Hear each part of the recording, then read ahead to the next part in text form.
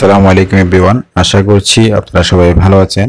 আজকের এই আয়োজনে আমরা আসন্ন সমাজসেবা পরীক্ষা উপলক্ষে আমরা বাছাই করা গুরুত্বপূর্ণ কতগুলো সাধারণ জ্ঞান নিয়ে এসেছি। আশা করি আপনারা উপকৃত হবেন যদি শেষ পর্যন্ত দেখেন। চলুন বন্ধুরা, কথা না বাড়িয়ে শুরু করা যাক।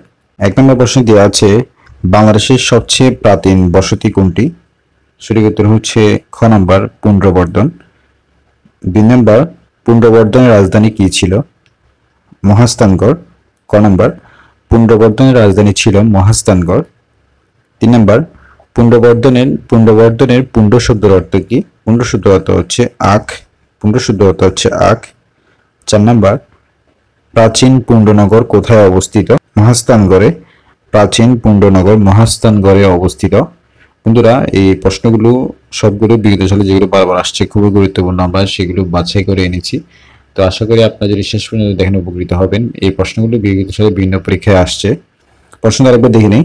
বাংলাদেশের সবচেয়ে প্রাচীন বসতি হচ্ছে পুন্ড্রবর্ধন। পুন্ড্রবর্ধনের রাজধানী ছিল মহাস্থানগড়। পুন্ড্রবর্ধনের পুন্ড শব্দের অর্থ হচ্ছে আখ। প্রাচীন পুন্ডনগর কোথায় অবস্থিত? মহাস্থানগড়ে। 5 নম্বর প্রশ্ন দেওয়া আছে, বাংলাদেশের প্রাচীনতম জনপদ কোনটি? মহাস্থানগড়। মহাস্থানগড় হচ্ছে প্রাচীনতম জনপদ। 6 নম্বর প্রশ্ন, প্রাচীন বাংলা মৌর্য শাসনের প্রতিষ্ঠাতা কে? খ নম্বর, চন্দ্রগুপ্ত মৌর্য। চন্দ্রগুপ্ত মৌর্য হচ্ছে প্রাচীন বাংলা মৌর্য শাসনের প্রতিষ্ঠাতা। 7 নম্বর প্রশ্ন দেওয়া আছে, প্রাচীন ভারতে কে সর্বপ্রথম সর্বভারতীয় ঐক্য স্থাপন করে? খ নম্বর, চন্দ্রগুপ্ত মৌর্য। চন্দ্রগুপ্ত মৌর্য। 8 নম্বর প্রশ্ন দেওয়া আছে, কোন যুগ প্রাচীন ভারতের স্বর্ণযুগ হিসেবে পরিচিত? সঠিক উত্তর হচ্ছে গ নম্বর, গুপ্ত যুগ। প্রশ্নগুলো আরেকবার দেখে নিই। বাংলাদেশের প্রাচীনতম জনপদ হচ্ছে মহাস্থানগড়। প্রাচীন বাংলা মৌর্য শাসনের প্রতিষ্ঠাতা হচ্ছে চন্দ্রগুপ্ত মৌর্য। প্রাচীন ভারতে কে সর্বপ্রথম ভারতীয় ঐক্য স্থাপন করে? চন্দ্রগুপ্ত মৌর্য। প্রাচীন ভারতের স্বর্ণযুগ হচ্ছে গুপ্ত যুগ। বন্ধুরা, আপনারা যারা ভিডিওটি দেখছেন লাইক দিয়ে দিবেন, তাহলে হচ্ছে যে আমরা এবার সুন্দর সুন্দর ভিডিও নিয়ে আসবো। পরবর্তী প্রশ্ন দেখা যাক। বন্ধুরা, 9 নম্বর প্রশ্ন দেওয়া আছে, গুপ্ত বংশের প্রথম রাজা কে ছিলেন? সঠিক উত্তর হচ্ছে ক নম্বর, প্রথম চন্দ্রগুপ্ত। প্রথম চন্দ্রগুপ্ত ছিলেন গুপ্ত বংশের প্রথম রাজা। 10 নম্বর প্রশ্ন দেওয়া আছে, মহাকবি কালিদাস যে যুগের কবি ছিলেন? সঠিক উত্তর হচ্ছে ঘ নম্বর, গুপ্ত। 11 নম্বর প্রশ্ন দেওয়া আছে, সুলতান ফখরুদ্দিন মোবারক শাহ এর শাসনকাল ছিল? গ নম্বর, 1338 থেকে 1350। 1338 থেকে 1350 অর্থাৎ 12 বছর। 12 নম্বর প্রশ্নে দেওয়া আছে, ইলিয়াস শাহের রাজধানী কোথায় ছিল? সঠিক উত্তর হচ্ছে পান্ডুয়া। ইলিয়াস শাহের রাজধানী ছিল পান্ডুয়াতে। বন্ধুরা, প্রশ্নগুলো আরেকবার দেখে নিই, তাহলে হচ্ছে আপনারা বারবার বলার মধ্যে আপনার মাথার মধ্যে বসে যাবে। গুপ্ত বংশের প্রথম রাজা ছিলেন প্রথম চন্দ্রগুপ্ত। মহাকবি কালিদাস যে যুগের কবি ছিলেন? গুপ্ত বংশের যে যুগের, গুপ্ত যুগের। সুলতান ফখরুদ্দিন মোবারক শাহ ছিলেন, এর শাসনকাল ছিল 1338 থেকে 1350। ইলিয়াস শাহের রাজধানী ছিল পান্ডুয়াতে। ইলিয়াস শাহের রাজধানী ছিল পান্ডুয়াতে। বন্ধুরা, 13 নম্বর প্রশ্ন দেখতে পাচ্ছি, বাংলার প্রকৃত স্বাধীনতার প্রতিষ্ঠাতা কে ছিলেন? সঠিক উত্তর হচ্ছে গ নম্বর, শামসুদ্দিন ইলিয়াস শাহ। বাংলার প্রকৃত স্বাধীনতার প্রতিষ্ঠাতা ছিলেন শামসুদ্দিন ইলিয়াস শাহ। 14 নম্বর প্রশ্ন, গিয়াসউদ্দিন আজম শাহ ইলিয়াস শাহী বংশের কততম সুলতান ছিলেন? সঠিক উত্তর হচ্ছে খ নম্বর, তৃতীয়। 15 নম্বর, গিয়াসউদ্দিন আজম শাহের রাজধানী কোথায় ছিল? সঠিক উত্তর হচ্ছে খ নম্বর, সোনারগাঁওতে। গিয়াসউদ্দিন আজম শাহের রাজধানী ছিল সোনারগাঁওতে। 16 নম্বর প্রশ্ন, মেগাস্থিনিস ছিলেন একজন রাষ্ট্রদূত। মেগাস্থিনিস ছিলেন একজন রাষ্ট্রদূত। প্রশ্নগুলো আরেকবার দেখে নিই। বাংলার প্রকৃত স্বাধীনতার প্রতিষ্ঠাতা ছিলেন শামসুদ্দিন ইলিয়াস শাহ। গিয়াসউদ্দিন আজম শাহ ইলিয়াস শাহী বংশের তৃতীয় সুলতান ছিলেন। গিয়াসউদ্দিন আজম শাহের রাজধানী ছিল সোনারগাঁওতে। মেগাস্থিনিস ছিলেন একজন রাষ্ট্রদূত। 17 নম্বর প্রশ্ন, মেগাস্থিনিস কার রাজসভায় গ্রিক দূত ছিলেন? সঠিক উত্তর হচ্ছে ক নম্বর, চন্দ্রগুপ্ত মৌর্য। মেগাস্থিনিস চন্দ্রগুপ্ত মৌর্য রাজসভায় গ্রিক দূত ছিলেন। 18 নম্বর প্রশ্ন, চন্দ্রগুপ্ত মৌর্যের সময় গ্রিসের রাষ্ট্রদূত কে ছিল? মেগাস্থিনিস।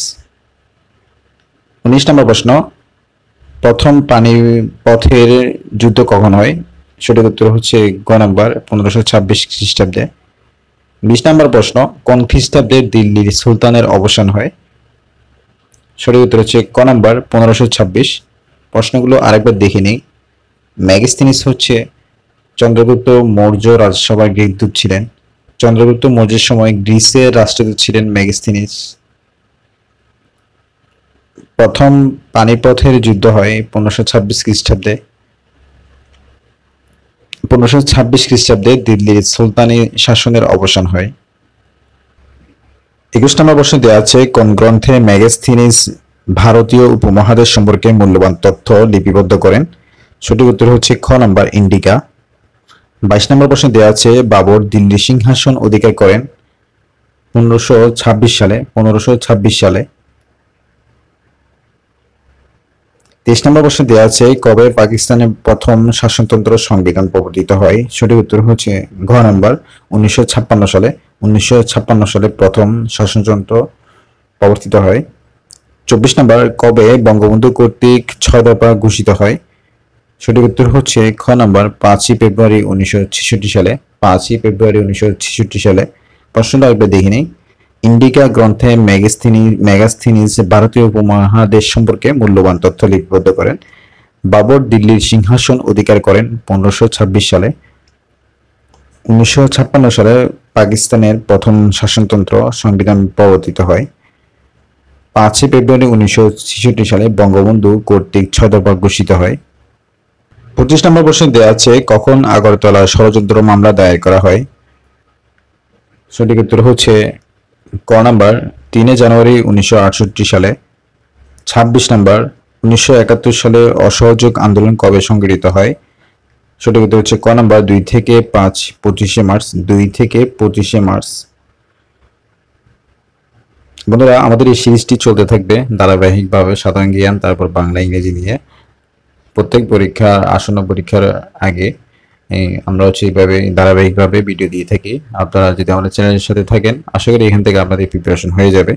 27 নম্বর প্রশ্ন দেওয়া আছে, 1971 সালের 7ই মার্চ বঙ্গবন্ধু ঐতিহাসিক ভাষণটি দেন সোহরাওয়ার্দী উদ্যানে। 28 নম্বর প্রশ্ন দেওয়া আছে, অপারেশন সার্চ লাইটে নীল নকশা করা হয় কত তারিখ? সঠিক উত্তর হচ্ছে ক নম্বর 18ই মার্চ 1971 সালে। 18ই মার্চ 1971 সালে। বন্ধুরা, প্রশ্নটা আরেকবার আমরা দেখে নিই। 3 জানুয়ারি 1968 সালে আগরতলা ষড়যন্ত্র মামলা দায়ের করা হয়। 1971 সালের অসহযোগ আন্দোলন সংগঠিত হয় হচ্ছে যে 2 থেকে 25শে মার্চ। 2 থেকে 25শে মার্চ অসহযোগ আন্দোলন সংগঠিত হয়। 1971 সালে 7ই মার্চ বঙ্গবন্ধু ঐতিহাসিক ভাষণটি দেন হচ্ছে সোহরাওয়ার্দী উদ্যানে। অপারেশন সার্চলাইটের নীল নকশা করা হয় 18ই মার্চ 1971 সালে। বন্ধুরা, আজকে সর্বশেষ দুটি প্রশ্ন, যারা এখনো লাইক দেননি তা লাইক দিয়ে দিবেন, আর যারা উপকৃত হচ্ছেন তারা কমেন্ট করবেন, আর কেমন টাইপ ভিডিও দিলে ভালো হয় সেগুলো কমেন্ট করে আমাদেরকে জানাবেন। 19 নম্বর প্রশ্ন দেওয়া আছে, কত তারিখে বাংলাদেশের স্বাধীনতা ঘোষণা করা হয়? সঠিক উত্তর হচ্ছে খ নাম্বার 26শে মার্চ। 26শে মার্চ 1971 সালে বাংলাদেশের স্বাধীনতা ঘোষণা করা হয়। 30 নম্বর প্রশ্নে দেওয়া আছে, বাংলাদেশের গণপ্রজাতন্ত্রের ঘোষণা হয়েছিল ক নাম্বার 10 এপ্রিল 1971 সালে। 10 এপ্রিল 1971 সালে। বাংলাদেশের স্বাধীনতা ঘোষণা করা হয় 26শে মার্চ। বাংলাদেশের গণপ্রজাতন্ত্রের ঘোষণা করা হয়েছিল 10 এপ্রিল 1971 সালে মুজিবনগর সরকার থেকে। বন্ধুরা, ভিডিওটি শেষ করে দেখার জন্য অসংখ্য ধন্যবাদ। সবাই পাশে থাকবেন লাইক দিয়ে।